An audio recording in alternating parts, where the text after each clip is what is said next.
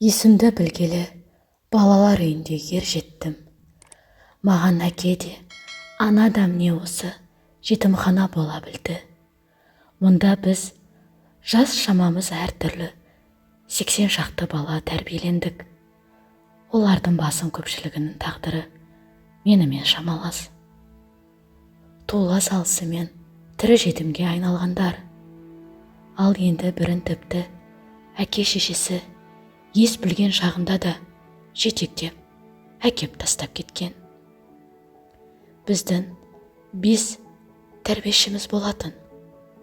Олар бір кезекте 3 адамнан болып ауысып отыратын.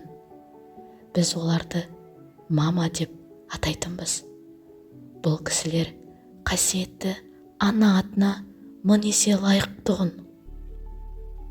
Айтпақшы, менің атым Азамат. Ал балалар үшін мусорщик.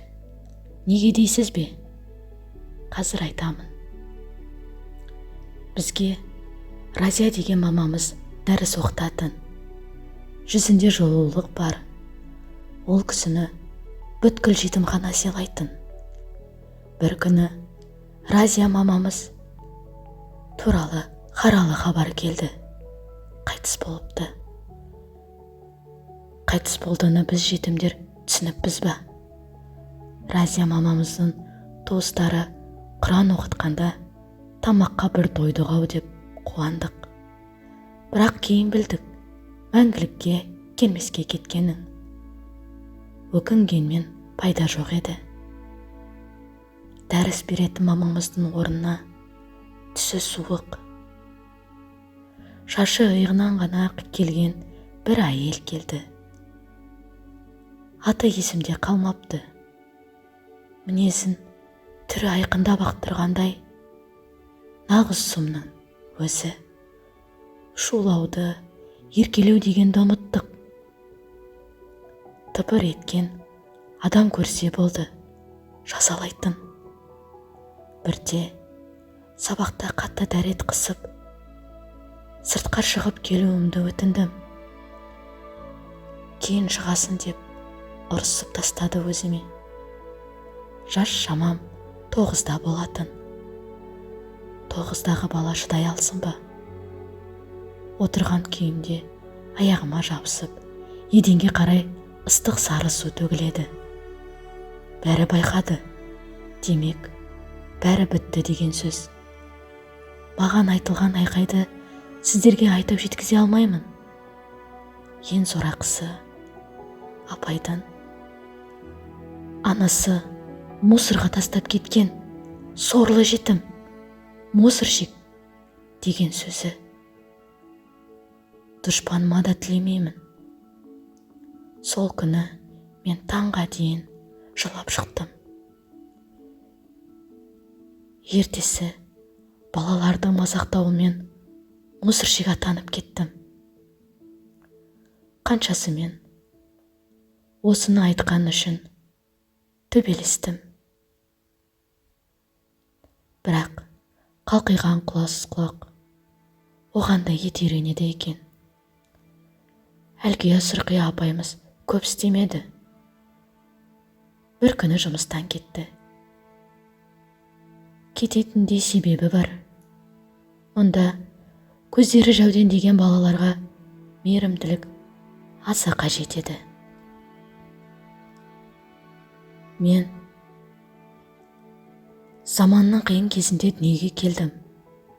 Сол себептен бе, білмеймін. Мені ешкім асырап алмады.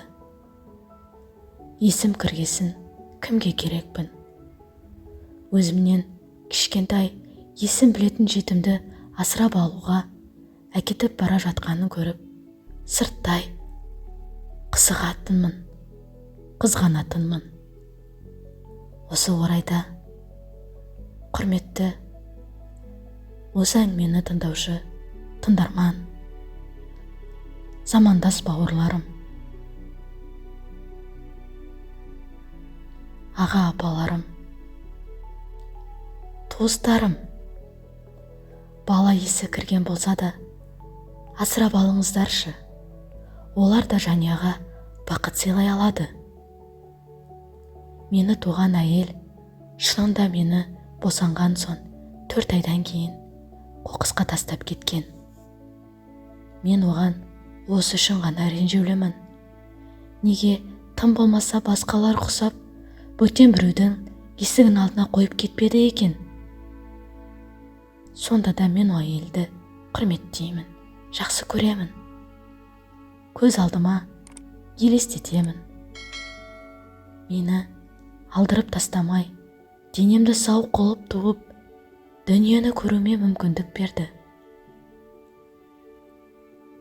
Алда-жалда оны көздестірсем, анашым, мусорщик балаң ер жетті деп күліп қарсы аламын. Балалар үйінде жүргенімде бізге көмектесетін мейірбан жандарға Алла жолдарын оң қылсын деп дұға жасайтынмын. Алла разы болсын ол кісілерге. Алла деген ол біздің жаратқанын білемін, және Алланы өзімше ойша дос санайтынмын, сырласатынмын. Қазір оқу оқимын. 18 жасымнан сол балалар үйімнен кетіп, мемлекет берген жастар жатақханасын паналаудамын. Бос уақытымда жұмыс істеп ақша табамын. Бірақ жетім балаға, таныс тамыры жоқ балаға қайдан жақсы жұмыс табылсын? Бар жұмысқа қанағат етеміз. Ішіп жеуімізге,